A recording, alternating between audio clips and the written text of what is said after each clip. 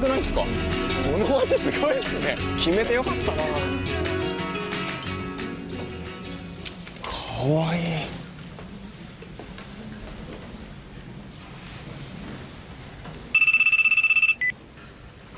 もしもし、美香ちゃん。あ、真ん中。ここだよ。おはよう。よかった、間に合って。ねえ、辞書持ってる？今日は何や？おはようございます。それでは授業を始めます。1年間講義を担当します小林です。桜井先生だったらさ、セクハラじゃなくない？たとえ胸触られてもセクハラじゃない。わかる。ご注文お決まりですか？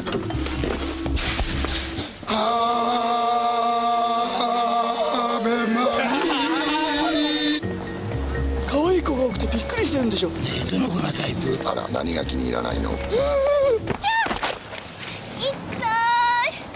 いじゃないですか。ねえ、私のどこが良かったの？声かな、声。ああ、私サッカーとか見に行かないから。え？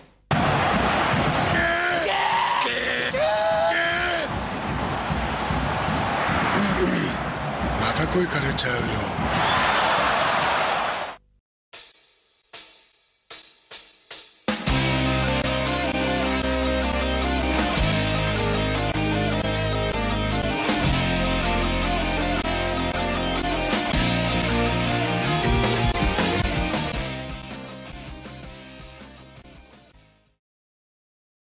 Salut à tous et bienvenue dans cet épisode de Gaijin TV, le podcast numéro 25. Salut Lily. Salut. Tout va bien? Oui. Bon, allez, sans transition, voilà, on passe directement au sommaire.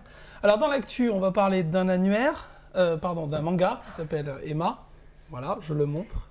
D'un bottin mondain? D'un bottin mondain. Ah, c'est pas mal, tu crois pas si bien dire. Non, tu crois pas si bien dire. Ah bon? Moi, je vais parler de ça, et je vais parler aussi d'un un petit peu plus petit, d'un autre manga qui s'appelle Dictatorial Grimoire, sorti chez Doki Doki. Et toi, tu vas nous parler de quoi dans tes mangas, ta sélection? Je vais parler de l'encyclopédie, vu qu'on est dans les mots un peu, qui est L'homme qui dessine. Oui, donc voilà, on expliquera. On expliquera plus tard. Et je finirai pour les enfants par Roji. Une nouvelle catégorie rubrique jeunesse chez Kiun. Voilà, ça c'est pour la rubrique Actu. Et dans la rubrique Zoom, en fait, on va parler d'un animé, enfin d'une série animée, c'est vrai que c'est rare qu'on parle pas toujours d'anime, mais là on va parler d'une série de 13 épisodes écrits par Satoshi Kon. Oui. Paranoia Agent. Bon, on connaît Satoshi Kon, on va en reparler, vous allez voir, c'est vraiment très très bien à découvrir pour ceux qui connaissent Satoshi Kon. Voilà, bon, on peut passer tout de suite à l'actu. L'homme qui dessine.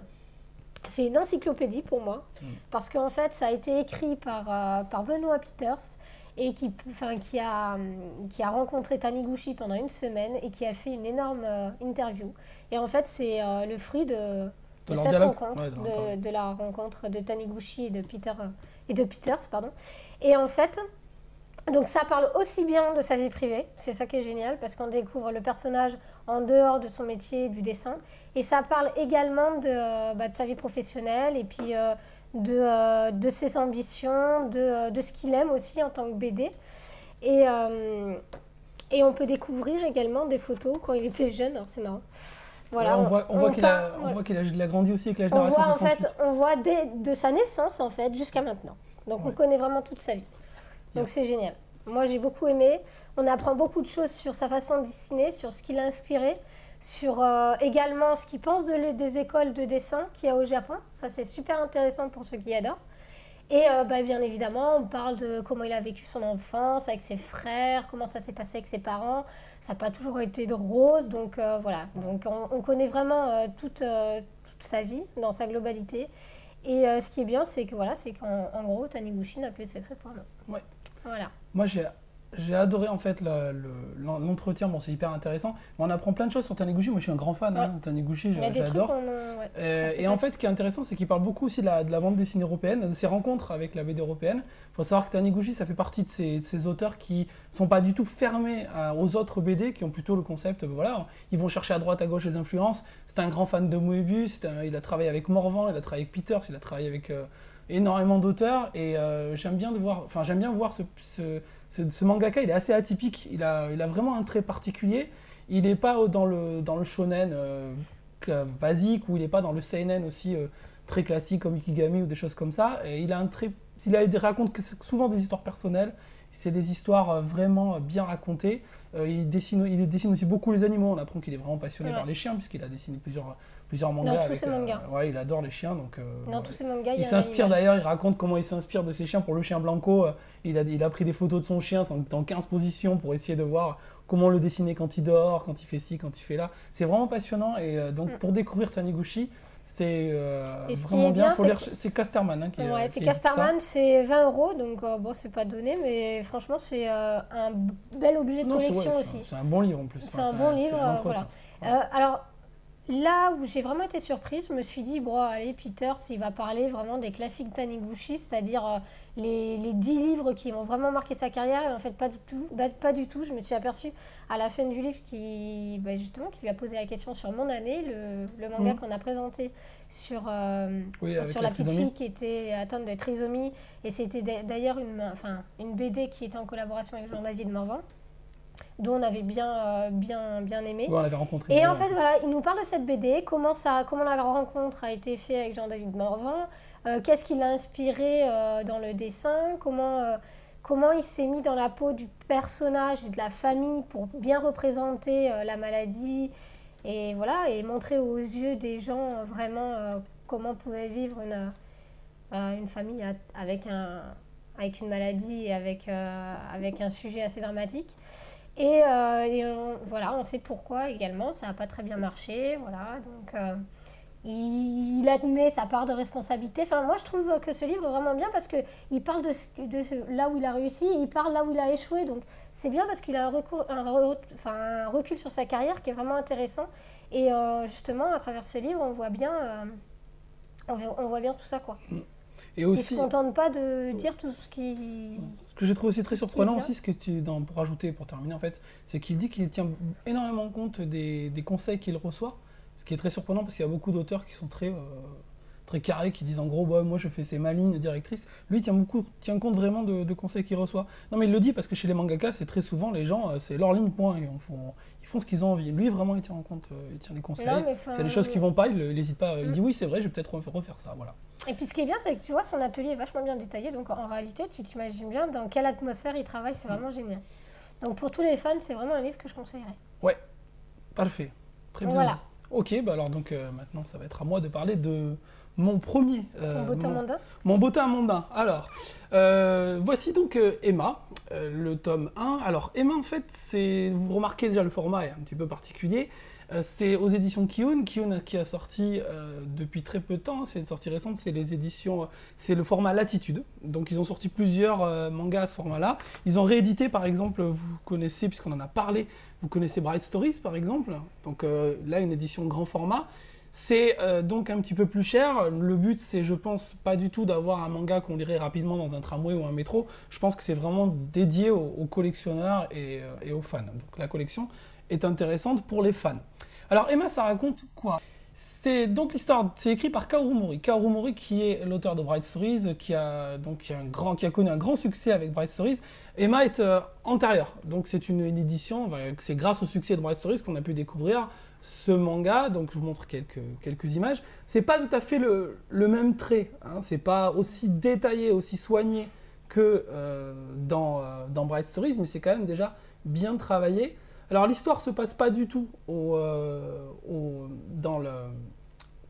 l'histoire se passe pas du tout en Europe centrale comme c'était le cas en Asie centrale, comme c'était le cas à Bright Stories. Là ça se passe en Angleterre au 19e siècle, à l'époque victorienne. C'est une époque bien sûr que les Japonais adorent. Il y a énormément de mangas qui parlent de cette période. Tu as Princesse Sarah, hein, je sais pas si tu connais, puis tout le mouvement Lolita qui s'inspire beaucoup du style victorien, des filles qui s'habillaient à la façon anglaise à la fin du 19e siècle. Alors il y a, en tout, faut savoir, pour la partie technique, pour terminer, il y a 5 volumes et c'est une sortie donc de 2002. L'histoire raconte celle d'une domestique qui s'appelle Emma et qui est plutôt jolie, qui a un passé douloureux, on ne sait pas trop ce qu'elle a. Et un homme de bonne famille, plutôt fortuné, héritier d'une grosse fortune, un jeune homme bien sûr, va tomber amoureux d'elle. Et bien évidemment, il y a la différence sociale. Et cette différence sociale va forcément poser des problèmes à leur amour naissant. C'est donc en fait ce que veut faire Kaoru Mori, c'est une peinture de l'Europe, de l'Angleterre du 19e siècle, et nous raconter comment arriver à dépasser ces tabous des différences sociales, des différentes castes. Et donc elle raconte ça avec une très grande simplicité, comme d'habitude, sans mièvrerie, sans rien du tout. C'est une histoire qui est bien racontée, qui est très simple. On comprend que c'est pas facile, mais bon, on essaie de dépasser ces tabous. Le dessin est pour moi très très beau, très affiné, même si c'est un peu moins bien que Bright Stories. On remarque qu'elle a peut-être progressé aussi depuis. Et ce que j'aime beaucoup, c'est que dans cette histoire, on voit en fait, voilà, on voit véritablement la personnalité des gens, on découvre comment était l'Angleterre à l'époque. Des fois, on est un peu trop dans le contemplatif, un peu moins dans le scénario, mais bon, c'est pas trop grave. C'est-à-dire contemplatif, c'est que des fois, il y a des pages entières où il y a juste une image, quoi. Tu vois ce que je veux dire? Enfin, c'est juste un grand détail et puis il se passe rien dans l'histoire. D'accord. Le scénario est un petit peu longué parfois. Ouais, bof. Mais Ça, bon. en même temps, c'est le tome 1, c'est ça? C'est le tome 1, il y en a 5 en tout. Et alors je me demande, bon voilà, on verra comment évolue l'histoire. On sait que c'est une histoire d'amour difficile. C'est un Roméo et Juliette du 19e siècle, quoi. C'est vraiment ça, quoi. Toujours pareil. On joue sur la différence sociale. Bah, c'est creux, quoi. Bah non, c'est pas creux. Non, Bah, c'est vachement bien raconté. Mais par contre, voilà, non, c'est bien raconté. Moi, je trouve que c'est bien, c'est intéressant.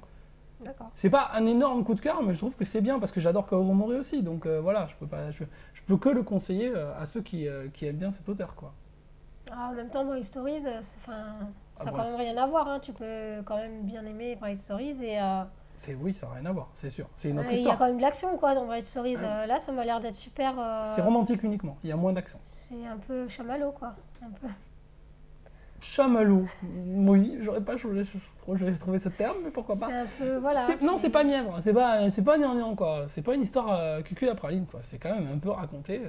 C'est bien raconté, voilà. Moi, je suis pas grand fan des histoires d'amour, hein, mais je trouve que c'est pas mal. Oui, enfin, ça m'a l'air d'être très prout-prout, quoi. Non, enfin, d'après la description. Oui, d'après la description, c'est... Voilà, quoi. Bon, ben j'en dirai pas plus alors. Ok, très bien. Bon, en tout cas, voilà, j'ai terminé pour Emma. Tu veux parler Tiens, parle de ton autre livre, toi. Oui. Ton 3e manga. Bah quoi, t'as l'air vexé? Non, pas du tout. On dirait Je suis pas pas. vexé. Moi, je vais présenter Roji. Alors, Roji, c'est un manga sorti chez Kyoun. C'est la première fois qu'ils sortent un manga dédié aux enfants. Donc, c'est vraiment une grande première. L'originalité, c'est que c'est un manga qui n'est pas plus cher que les autres et qui est 100% couleur. Alors, j'ai mis une image que j'aime bien avec le chat. Oui. Donc, voilà, le manga est 100% en couleur. Il n'est pas plus cher parce que il me semble qu'il est à 6 ou moins de 7 euros. Donc, tu vois, comme quoi on peut avoir des mangas Couleur entièrement à moins de 7 euros. Ouais. et pas très cher. Au niveau, c'est vraiment dédié aux enfants. On peut le voir au niveau des dessins, c'est très pastel, très doux, calme. Donc, c'est vraiment dédié aux enfants autour de 7-8 ans. C'est l'histoire d'un chat. Enfin, voilà, le personnage principal, c'est un chat qui s'appelle Zanzibar et qui appartient à une petite fille. Et il semblerait que ce chat soit le maître de la ville. Donc il se passe plein de phénomènes un peu bizarres dans la ville. Enfin, les petites filles se rendent compte qu'il y a des trucs un peu bizarres qui tournent autour du chat. Et donc voilà, c'est essentiellement l'histoire animalier, quoi. Donc c'est pour ça que ça plaît également aux enfants. Ça n'a rien à voir avec Chi, pour ceux qui font déjà le rapprochement, parce qu'on avait présenté Chi qui était aussi une histoire de chat, mais qui était aussi dédiée aux adultes, parce qu'on avait pris un plaisir à le lire. Là, l'histoire est un peu... c'est très gnangnan, par contre. C'est vraiment dédié pour les enfants. C'est mignon, quoi. Voilà, après... pour les adultes, c'est pas comme Chi où vraiment les adultes ils peuvent vraiment s'éclater, rire en lisant ce bouquin, quoi. Donc voilà. C'est un manga. Donc l'auteur c'est que j'écorche pas son Kotobuki, qui a déjà écrit un manga qui est Kami-sama. Ouais, sur un chat. Une histoire de chat aussi. Je l'ai pas lu, c'est une histoire de chat, donc à mon avis c'est quelqu'un qui est fan de chat également. Je le conseillerais pour initier les enfants à la BD, enfin la BD japonaise, parce qu'en fait c'est en sens de lecture française, donc européen, donc il n'y a aucune difficulté et ça permet aux enfants de découvrir leur premier manga. qui est plutôt pas mal. Donc c'est un one-shot par contre, hein. Il n'y en a qu'un. Non, il n'y a pas une suite à revoir. Mais moi j'ai vu qu'un. Bon, non, mais je te crois. À revoir, mais... Ah non, mais je te crois, je sais pas. Je pensais qu'il y aurait une suite, qui aurait continué de raconter des petites histoires, mais bon. Ou alors c'est en cours. C'est en cours peut-être, ouais. Il me semble que c'est peut-être en cours, ouais. En tout cas, À là, vérifier. au Japon il y en a qu'un, en France il y en a qu'un. Donc, Ouais, mais c'est une sortie quasiment parallèle en plus. c'est sorti le 22 novembre. En France, oui, mais au Japon, c'est à peu près pareil. Bah, je pense pas, C'est- non. c'est Enfin, Pas très longtemps avant, il me semble. C'est quasiment parallèle, il me semble avoir lu ça. Donc, ouais, Roji, ouais, moi je trouvais ça mignon aussi. bon, je me suis un peu ennuyée, quoi. Après, On s'ennuie ouais, ben vite, voilà, hein. on s'ennuie vite quand t'es Mais adulte. c'est bien parce que c'est très facile à comprendre pour les enfants, même pour le premier livre. Hein. Pour voilà, un enfant qui commence la lecture en CP, CE1, c'est bien, quoi. C'est très, très facile, il y a très peu de lecture, beaucoup de dessins. Et puis, enfin voilà, ça peut leur plaire. Mais c'est vrai que pour ceux et celles qui adorent le côté un peu manga enfant animalier, comme Chi par exemple, c'est pas, je le conseillerais pas, quoi. D'accord. Voilà. Ouais, moi j'aime bien Roji, c'est mignon. Bon, effectivement, il y a un peu Bon, de tu t'es côté. ennuyé quand même. Il y a un côté un peu personnage de la Miyazaki, même sans Oui. être aussi talentueux que Miyazaki. Ouais, bah, quand même. Il y a un côté allumé à la Lewis Carroll, donc Alice au Pays des Merveilles, hein, il y a des allusions un petit peu, mais c'est pareil. Non, ça n'a rien à voir quand même. C'est pas le côté déjanté de Lewis Carroll quand même. Hein, Bah non. Parce que Lewis Carroll, c'est quand même des fois, c'est limite du public adulte quand même. Hein. Donc, ouais, c'est quand même assez, Non, là, c'est quand même pas mal, vraiment, mais bon, sans plus pour moi. Hein, sans C'est plus, je suis d'accord. fantastique, mais c'est dédié voilà, aux enfants C'est vraiment de pour bas un âge. public gamin, ouais, enfant. Voilà, à fait. j'ai fini pour moi. T'as fini pour Roji. Ok. Bon, allez, moi j'ai parlé de mon coup de cœur. Enfin, voilà. Enfin, quoi qu'il y ait une énorme ironie dans ce que je viens de raconter, j'ai pas du tout aimé. C'est Dictatorial Grimoire. C'est un manga sorti chez Doki Doki, qui est écrit par Kano Ayumi, sorti en 2011 au Japon. C'est une série qui est en 3 tomes et qui est terminée. Voilà pour la fiche technique. De quoi parle ce magnifique manga? On va montrer aussi quelques images au passage. Voilà, c'est l'histoire en fait d'un personnage, d'un jeune homme qui s'appelle Grim Otogi. Et Grim Otogi, tu me dis, mince, Grim, ça me dit quelque chose. Les frères Grimm, les contes, voilà. Grim Otogi est un jeune japonais qui est descendant des frères Grimm. What is the fuck? Et oui, c'est étonnant, mais le japonais, donc Otogi descend des frères Grimm. Et oui, c'est original, donc c'est un japonais, déjà ça m'a paru bizarre.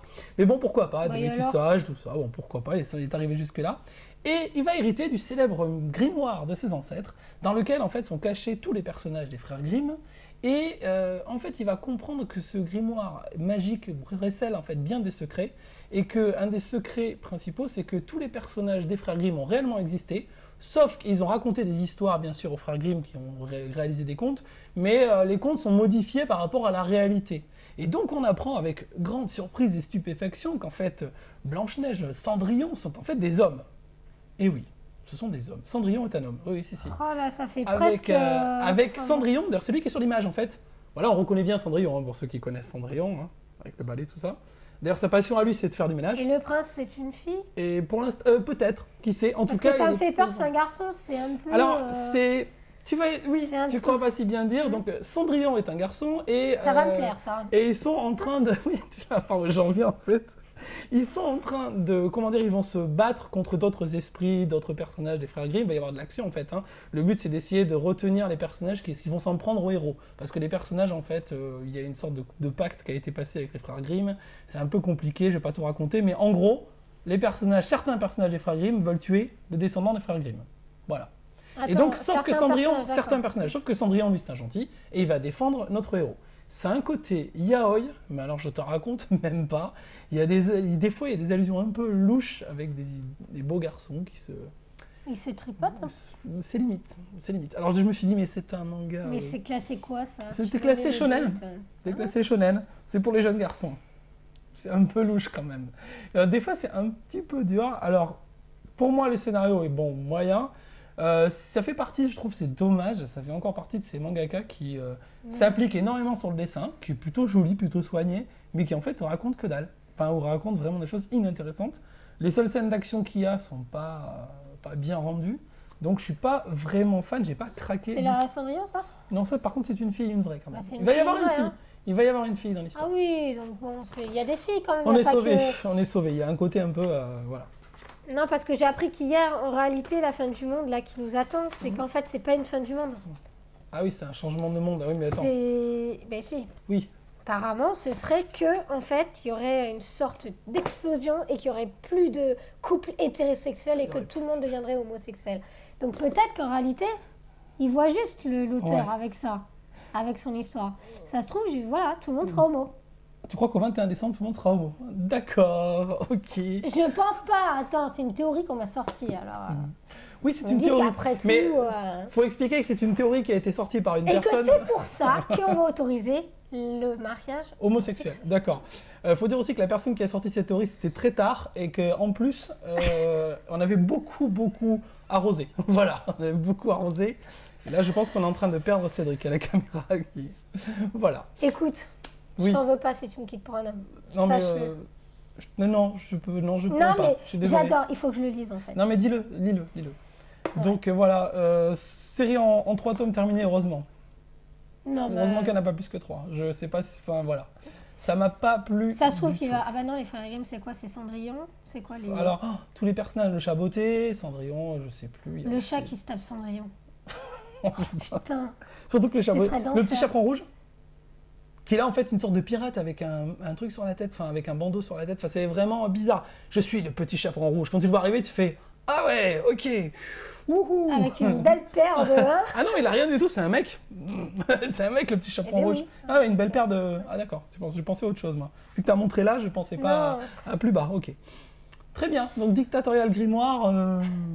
Oh, d'accord. Pas recommandé, quoi. Moi, Et j'ai pas du tout accroché. lisez-le avant fin 2012. Oui, lisez-le avant la fin 2012 si vous voulez le lire. Voilà. Bon, on a fini tout le registre Actu Manga. Et on va passer donc maintenant à la rubrique Zoom. Bien, alors dans le Zoom, après ce passage très intéressant sur la fin du monde, on va parler d'un manga, enfin non, d'un animé, de Satoshi Kon, Paranoia Agent, qui est des studios Madhouse. Et c'est une série en 13 épisodes qui est sortie en 2004 et qui aujourd'hui est éditée par notre ami Dibex. D'accord ? Décidément. Oui, et en même temps, il n'y en a pas non plus 36 qui font des éditions d'animés en France. Hein, donc voilà, donc c'est Dibex. L'histoire, c'est celle, alors je montre quand même le boîtier qui est plutôt joli en fait quand même. Donc ça c'est l'intégrale en 4 DVD. Ça se compose en fait donc de 4 bien vérifier qu'il y en a DVD. 4. Faut bien vérifier qu'il y en a 4 parce que nous on n'en avait que 3. Donc heureusement, donc on a ici des images des personnages principaux qui sont plutôt sympas. Bon, il n'y a pas grand chose d'autre. Bon, c'est un coffret assez classique, mais moi j'aime bien l'objet, bon, plutôt joli. Paranoia Agent, c'est l'histoire d'une... Ça commence en fait, c'est un peu compliqué parce qu'il y a plusieurs histoires en parallèle. Alors la première histoire, c'est celle d'une jeune fille qui s'appelle Sagi Tsukiko, qui est d'ailleurs là représentée sur l'image, hein, si je la remontre vite fait. Et Sagi Tsukiko, qui en fait est une jeune créatrice qui a la particularité d'avoir créé une peluche qui a un succès dans tout le pays parce que c'est une peluche très kawaii, très mignonne, que toutes les petites filles, on voit la peluche, que tous les enfants adorent. Alors cette jeune fille, elle a que vingtaine d'années, elle est très très jeune, 22-23 ans, et elle a créé cette peluche en fait au moment où son chien est mort, et en fait c'était une sorte de façon d'oublier son chien, elle a essayé de se reporter là-dessus, elle a créé cette peluche. Et donc c'est une fille qui vit assez seule, qui fait pas grand chose de sa vie, et un jour elle va être agressée dans la rue par un garçon qui roule en roller, et qui s'appelle le garçon à la batte, ou shonen bat en japonais. Ouais. Et ce garçon à la batte est très mystérieux. Elle va dire qu'elle s'est fait agresser. Les policiers vont pas la croire parce qu'il n'y aura aucune trace véritable elle a bien été frappée quelque part et tout, mais est-ce qu'elle s'est cognée? Est-ce qu'elle s'est frappée elle-même? Parce qu'elle avait pas la batte sur elle, à la main. Je me rappelle plus ça. Elle avait un truc à la main. Mais elle avait l'attention sur elle en fait. Est-ce qu'elle a voulu attirer l'attention sur elle, etc. Les policiers sont pas très, très dupes. Jusqu'au moment où finalement, quelques semaines plus tard, d'autres personnes aussi vont être agressées par le garçon à la batte.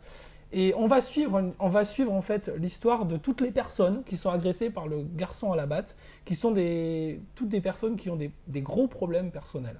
Soit parce que ils ont été abandonnés par leurs femmes, leurs femmes les a quittés, ils sont dans une grosse dépression, soit parce que justement il y a une fille qui vit dans la rue parce que elle a voulu quitter son père parce que son père en fait était un gros pervers, voilà, donc il y a pas mal de choses.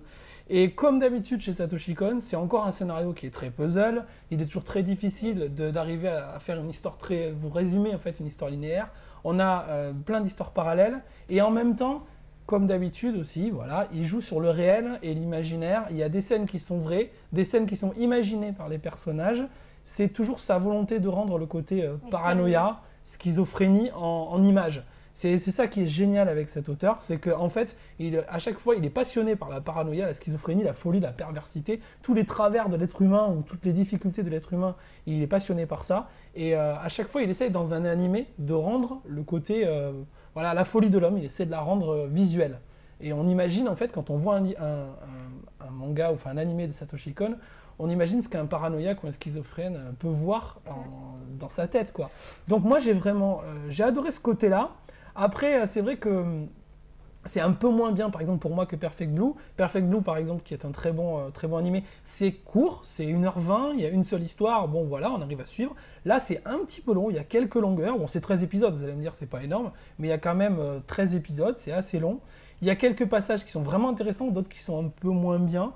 Moi, il y a un passage, par exemple, pour parler des passages intéressants que j'ai adoré avec les trois suicidés, enfin les trois qui se trouvent sur Internet, ces trois types, enfin 3 personnes complètement différentes, une jeune fille, un mec plus âgé, un autre un peu plus jeune, qui se rencontrent en fait sur Internet ils veulent se suicider, mais ils veulent se suicider ensemble. Ils n'ont pas le courage de se suicider tout seuls, et en fait, ils vont mettre tout en place pour essayer de se suicider, mais à chaque fois, ça va planter en fait. Ouais, Ils vont rater tout leur suicide, donc à la fin ils savent plus quoi faire, puisque même en essayant de se suspendre au haut d'une branche, en se pendant, la branche casse, enfin il leur arrive que des merdes. Donc à la fin ils se disent bon, qu'est-ce qu'on fait quoi, on fait quoi. Apparemment même la mort elle veut pas de nous quoi, on est des losers jusque là quoi. Donc ce côté-là est assez original, et bien sûr ils vont avoir un rapport avec le garçon à la batte, ce qui peut expliquer qu'il soit présent dans l'histoire. Bon après moi je trouve ça vraiment bien, un peu moins bien que d'autres Satoshi Kon, mais quand même vraiment très bien. Toi, t'en avais pensé quoi? Moi, j'adore tout ce qui est paranoïa, schizophrénie, tout ce qui englobe en fait les maladies mentales, un peu, tu sais, tous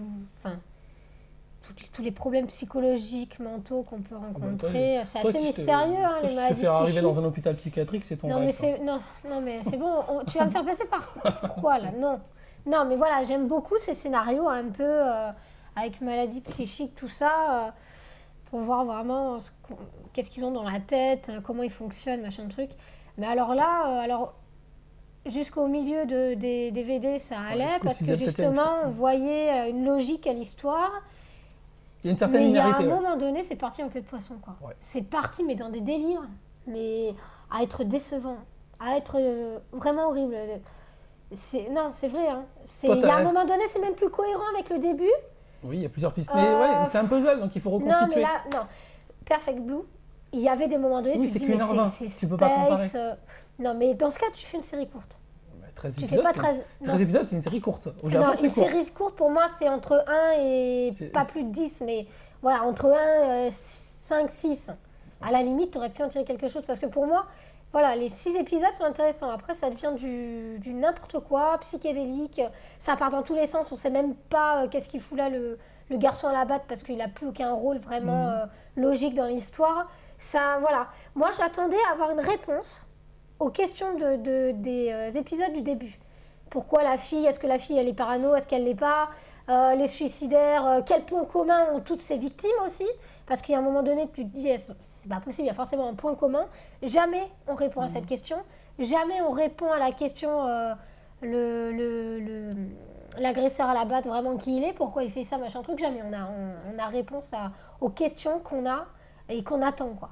C'est toujours Satoshi Kon, il soulève beaucoup de questions et donne pas beaucoup de réponses. Si, parce que Perfect Blue, t'as quand même arrête de parler de Perfect Blue, mais c'est vrai. Oui, mais là, c'est Paranoia Agent, et c'est vrai qu'il donne pas toujours il donne les clés pour répondre, mais il te donne pas forcément une réponse. C'est ça aussi que j'aime bien. C'est comme certains films qui te donnent plusieurs ouvertures, quoi. Là, à toi de voir, choisir la fin. Là, t'es d'accord avec moi, ça part en moi, ça me dérange pas trop, les trucs puzzle, j'aime bien en fait. Mais c'est pas j'adore ce qui est puzzle, c'est pas trop ça le problème. C'est que ça part en couille. Il y a des trucs, c'est même pas logique. Bon. Ça n'a rien à voir dans les. Enfin, moi. D'accord. À partir du 7e épisode, je suis d'accord, c'est un peu moins linéaire. C'est super décevant. C'est un peu moins linéaire à partir du 7e. Non, c'est super décevant. Bon, bah, t'as le droit d'être déçu, pas moi. Eh ben, si t'étais déçu, on en a parlé. Bah, maintenant, je suis pas trop déçu, je te l'ai déjà dit. En plus, c'est pas vrai. Je t'ai pas dit que je suis déçu de ça. Attends, je t'ai dit que c'est moins bien que d'autres. Je t'ai dit que je suis pas déçu. Je t'ai dit c'est moins bien que d'autres épisodes. Il retourne sa veste. Je vais pas retourner ma veste. Je vais pas Bah, rentrer dans l'Ouest. regardez-le et puis dites-nous. Non, je suis pas d'accord. Je te dis que j'étais déçu par rapport à l'ensemble de l'œuvre de Satoshi Kon. C'est pas forcément le meilleur, mais je t'ai déjà dit que j'ai quand même aimé ça. Je peux pas le dire que c'est nul. Bah alors tu m'expliques l'histoire alors? Non, parce qu'il y a des gens qui écoutent. Je vais pas raconter tout. Non mais donnez-nous votre avis, hein, Ouais. parce que là franchement Regardez-le ça et soulève un débat. donnez-nous votre avis. Non, Ok. moi j'ai pas aimé Enfin j'ai aimé, voilà, la première partie, c'est vraiment très intéressant, après ça part en couille. Voilà, Ok. pour être clairement Bon. dit, voilà. Très Mon bien. avis. Bon, on va arrêter là. On va bientôt finir le podcast. Avant de terminer, juste quelques rappels basiques quand même. Vous pouvez toujours soutenir le podcast en allant sur la boutique NoWatch, vous le savez, sur le fanshop et sur la boutique dont vous avez l'accès sur le site nowatch.net. Vous pouvez aussi nous retrouver nous sur le site gaijintv.com. On est visible à la fois donc sur le player NoWatch, mais aussi sur YouTube. Hein. N'hésitez pas à nous... Et sur Twitter. Et sur Twitter, vous pouvez nous suivre. Les adresses s'inscrivent en bas de l'écran. On a une page Facebook. Suivez-nous. On aime bien quand vous cliquez sur j'aime. Cliquez sur j'aime. Aimez-nous. Voilà. Et avant de nous quitter, bien sûr, comme d'habitude, le traditionnel mot du jour. Tu te souviens du mot du jour? Bon, Tu non. l'aimes bien, le mot du jour. En général, tu aimes Ouais. bien quand j'en fais un mot du jour. Alors, D'ailleurs je comprends même pas que tu l'avais pas amené avec toi. de quoi? Bah ton mot du jour. Ben si, le mot du jour, il est là. Oui mais il est où? Ton objet? Ah, Tu aurais pu le prendre? je l'ai pas amené. Mince. Bah non, Bon, tu c'est l'as pas pas grave. amené. Voilà, En je fait, fais la moitié, le en mot plus. du jour, c'est en rapport avec le manga Roji. On a parlé d'un chat. Et le chat en japonais, ça se dit neko. Donc, j'apprends que ça se dit neko. C'est intéressant parce que les Japonais adorent les chats. Et justement, je me suis dit, c'est vrai que les neko, il y en a partout. Il y a beaucoup d'histoires avec des chats. Miyazaki a écrit d'ailleurs, enfin dans les studios Ghibli, il y a même un anime qui s'appelle Le Royaume des chats. On trouve aussi beaucoup de personnages qui ont Totoro, des- c'est un chat. Totoro, c'est un monstre qui ressemble pas très... Il y C'est a un des traits chat, un peu ouais. félins, c'est vrai. Mais il y a aussi beaucoup de personnages où il y a des chats. Enfin bref, il y a même des filles qui se déguisent en chats. C'est une mode vraiment de folie. Il y a même des bars à chats, si vous connaissez pas au Japon. Les bars où vous pouvez aller dans un lieu, vous reposer et caresser des chats. Ça repose. C'est le bar à chats. C'est très... Oui, caresser des chats. T'as vu, je suis resté quand même propre sur ce que je disais. En tout cas, le chat est trop kawaii au Japon, donc c'est pour ça que ça marche. Et ça me permet de parler du fameux maneki neko. Vous connaissez tous là, les chats qui font comme ça, là. Ils ont tous la petite patte relevée, là, comme ça. Je le fais bien? Non pas du tout. Alors en fait, j'ai appris que ça avait une importance de savoir si c'était la patte gauche ou si c'était la patte droite. En fait, la patte gauche, c'est pour attirer le client et la fortune, et la patte droite, c'est pour attirer le client plutôt, pardon, et la patte droite, c'est pour attirer la fortune. Donc quand vous rentrez dans un resto chinois, pourtant ça n'a rien à voir avec le Japon, ils ont souvent ou les deux pattes levées, donc en gros, venez et amenez-nous l'argent, ou alors que la patte droite, surtout, amenez-nous l'argent. Et en fait, pourquoi vous trouvez ça dans les entrées de tous les restaurants japonais ou chinois? C'est parce qu'en fait, au Japon, quand on dit viens à quelqu'un, on ne fait pas comme dans l'Occident. Nous, quand on dit viens à quelqu'un, on fait plutôt ce signe-là. On fait viens en mettant la pomme vers nous. Mais au Japon, c'est l'inverse. Quand vous dites viens à quelqu'un, vous faites plutôt comme ça. On dit en fait viens par là. Et donc, c'est pour ça que les chats, ils font tous comme ça. venez, cher client. Venez, ramenez l'argent. Ramenez les venez, sous. Donc venez. voilà, le mannequineko, voilà, petit cours sur le mannequineko, qui est quand même un objet qu'on trouve dans beaucoup d'endroits au Japon. Voilà, j'ai terminé moi sur mon On mot en du a jour. un, mais personne nous ramène de l'argent. Ouais, mais parce que ouais, c'est pour tout, on devrait le mettre à l'entrée pour dire viendez. Ouais, et il a le bras gauche levé. Ou le bras, je sais plus. Bras C'est gauche. le bras C'est le bras gauche. gauche. Donc c'est pour l'argent. Non, le bras gauche c'est les clients. On Ouais, invite mais à les venir. clients ils dépensent forcément. Oui, c'est vrai que des fois il y en a qui ont les deux levés. Voilà. En gros, venez quoi. Voilà. Bon, on a terminé le podcast. Merci de nous avoir suivis. Et puis donc, on se donne rendez-vous le mois prochain. Salut. Salut. Sayonara. 世界で今日一番ハッピーだった人は誰ですかそう尋ねられても誰もわからないけれど世界で今日一番ハッピーだった人は誰ですかそう尋ねられたら私だ Attends, sinon ça va être froid. C'est toi qui commence. Donc vas-y donc. La petite tasse de petit chien. Attends, je la filme, celle-là. Oh non, la honte. Quoi la honte? C'est la première tasse qu'on a C'est emménagée vrai. au bar. Ouais, ouais, c'est vrai. J'avais toute la collection des chiens. Oui, elle a ramené ses tasses quand on a Je emménagé. devais avoir toute la classification des chiens en tasses. C'est vrai, c'est T'imagines, vrai. c'est Elle l'exception. a ramené ses tasses. Au moins, t'as ramené quelque chose dans le couple. Tu te Des fous tasses ma de tronche. chien. Attends, j'ai ramené les assiettes, j'ai ramené plein de trucs. Oui, c'est les assiettes Des aussi. assiettes de chat. Ça aurait pu. Ça va, il n'y avait pas de décoration. Donc, Alors, vas-y, commence. Elle nous disait que la fin. Devenir homosexuel. qu'en Elle fait, disait, en fait, 2012, c'est un- c'est pas la fin du c'est monde, pas c'est la un fin du monde. changement. C'est un- C'est un gros changement dans l'année. C'est-à-dire, dans la vie, dans l'univers, c'est un gros changement. Tout le monde va devenir PD. Et toutes les femmes vont devenir lesbiennes. Eh ben, Et que c'est pour ça peut-être que- qu'on a le temps de changer de sexe, nous. D'ici là, Comme ça, on sera avec des filles. on sera quand même avec. Voilà, ouais. Moi, faut que je reste. Moi, par contre, je me transforme en fille, hein, parce que j'irai pas coucher avec Ah un oui. mec. Hein. Voilà, Ouais, donc, c'est obligé. Hein. pour rester. Pour rester hétéro. Pour rester hétéro, faut faut, qu'on devienne des filles. ouais, faut se faire repérer. Mais peut-être